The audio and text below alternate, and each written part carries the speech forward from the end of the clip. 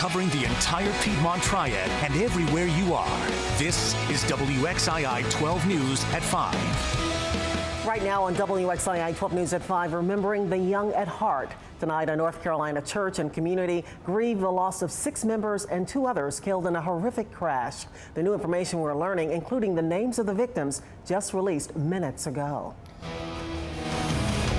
And more on that in just a moment, but first, breaking news out of Washington, D.C. A lockdown has been lifted at the U.S. Capitol building after shots were fired there this afternoon. There are reports tonight that a Capitol police officer was injured.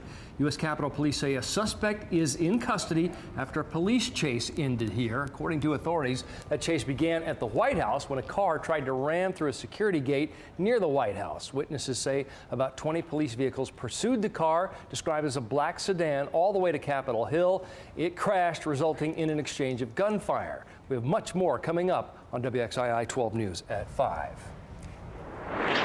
More breaking news. An infant has been found dead inside a car in Greensboro. This happened just after 1 this afternoon at Fanta City International Market on West Market Street. Authorities say the 3-month-old boy was secured in a car seat. At this time, Greensboro police say foul play is not suspected. It's still unknown how long the infant was in the car. And a viewer just sent us this ULocal photo of an accident involving a train and a car in Kernersville, according to Forsyth County EMS. It happened around 3:45 in the area of Walkertown, Guthrie Road, and West Mountain Street. We're told there were only minor injuries. And now back to that van crash yesterday that killed 8 people in Tennessee. The investigation into that terrible accident is still developing. These are the names of those killed in that crash. The oldest victim, 95-year-old Cloyce Matheny of Statesville. The youngest, 24-year-old Trent Roberts of Knoxville, Tennessee. He was a passenger in the SUV. And like I say, he's a good dude, and him and his wife both. I'm just hoping for the best, but right now I don't know. That was the brother of one of the victims on board the church bus, Jerry Wright. His brother, John of Mocksville, was killed in the accident. His wife, Beverly, remains in the hospital. The 8th fatality, the driver of the tractor trailer, has not been identified. 14 people were injured. 12 remain in the hospital tonight. The accident happened on Interstate 40 near Knoxville. The church group from Statesville was less than 200 miles from home. Rob Wu is live in Statesville tonight with more from those who knew some of the victims. Rob. Wanda, Pastor Rick Cruz stepped out at about 4:15 calling for renewed prayers for those injured in this accident. Other than that, he says not much has changed. As you said, 12 members of this church are still in the hospital, 2 in critical condition. Now today we did learn more about 2 of the victims. They are a husband and wife couple. A family member confirms for us that Lynn and Brenda Smith were indeed on that bus. Brenda Smith, who was 69 years old, did pass away from her injuries. Lynn Smith, however, is hanging on in critical condition. Now, Brenda Smith worked at a dental office before retiring a number of years ago. The 2 lived just off Highway 70, not far from the church. We spoke with Nancy Armstrong, a neighbor of more than 30 years. She's still shell-shocked after learning what happened to her friends, who were always there for the neighborhood. Always willing to help any way they could. In fact, when there's been storm damage here at our house, Lynn would come down and help us clean up our damage, and we would go to his house, their house, and help them clean up damage, especially after Hugo came through those a number of years ago. You know, he was one of the first ones down here. But they do anything they can for you, always. And coming back out live to the church is still open. They have kept the sanctuary open for anyone who wants to come in and pray. Wanda, back to you. Rob, such a sad story. Now, what can folks do if they want to help? Well, actually, we did see a press release from the church. They have set up a memorial fund for these seniors. Anyone who wants to help can send their checks or donations straight to the church. They've also asked if anyone would like to help with food or lodging, they could contact a local Red Cross here in Statesville because of all the family members in Tennessee with their loved ones who are recovering in the hospital. All right, thanks a lot, Rob. As Rob mentioned earlier, the pastor of Front Street Baptist Church spoke out talking to the community and thanking all those folks for their prayers and their support. He says although the loss is tough, his congregation knows there is a higher power that they can turn to. We know that God is in control, and we know that He is able to heal. Even in this difficult time, we do rejoice in the fact that 6 of our loved ones are in heaven with the Lord right now. And a makeshift memorial is outside that church in Statesville tonight with a wreath, a candle, and some flowers. WXII 12 News contacted the federal agency that oversees buses, including the one involved in yesterday's crash.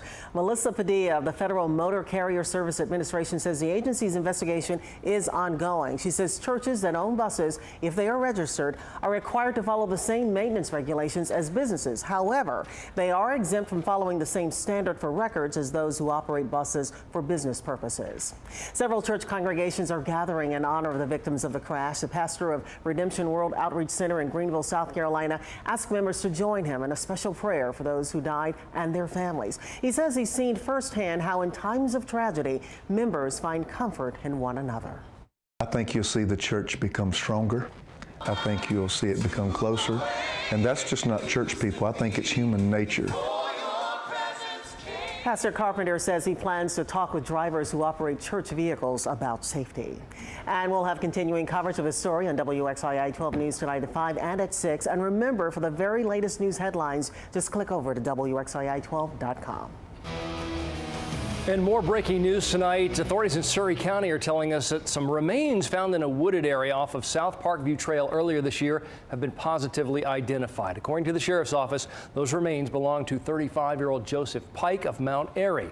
Pike had been missing since 2009. Those remains were found back in April by a hunter in the community of Flat Rock.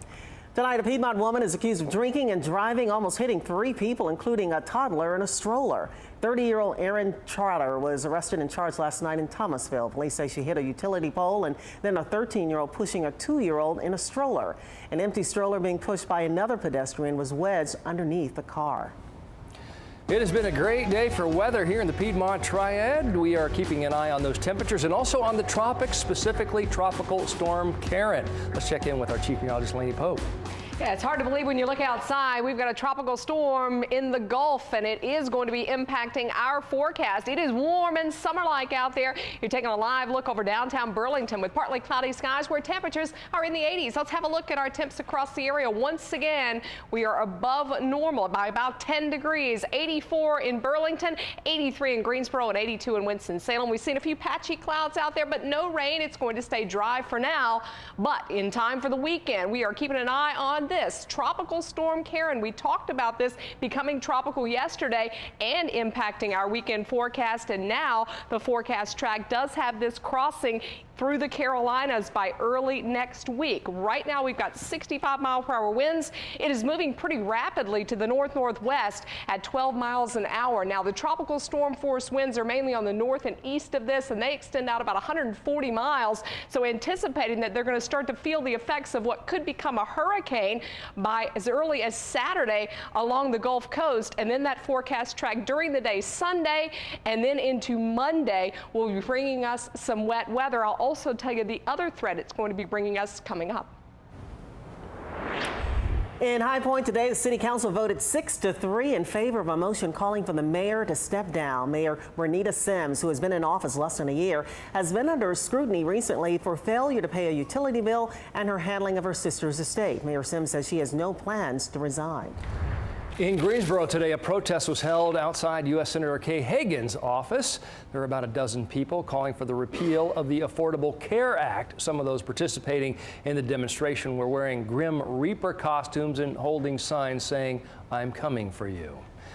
For those of you who still have questions about enrollment for the Affordable Care Act, you might want to check out an event in Winston-Salem tonight. From 6:30 to 8:30, a community forum will be held at Forsyth Medical Center.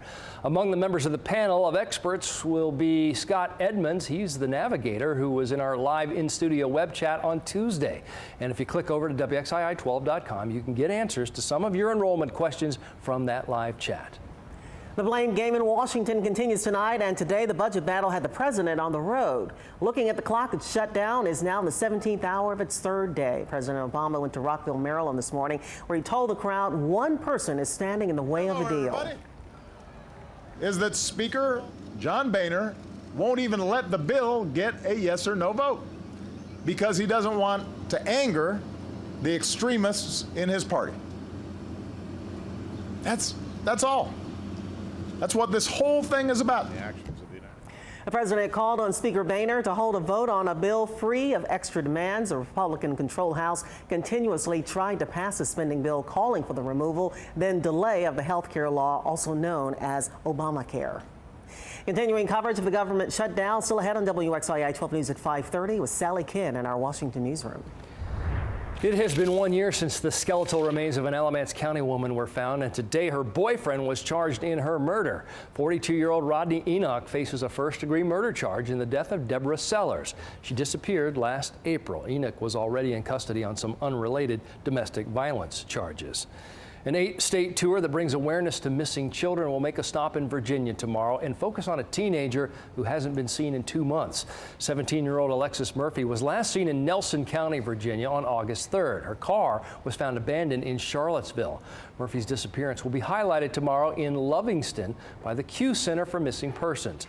48-year-old Randy Taylor has been charged in her kidnapping. The Greensboro primary is less than a week away. Coming up next, find out how you can hear from the candidates tonight. It was a community effort to help a local high school band. How much was raised to keep the music playing at Carver High? And I'm keeping my eye on the roads for you. I've got your traffic update when we come right back.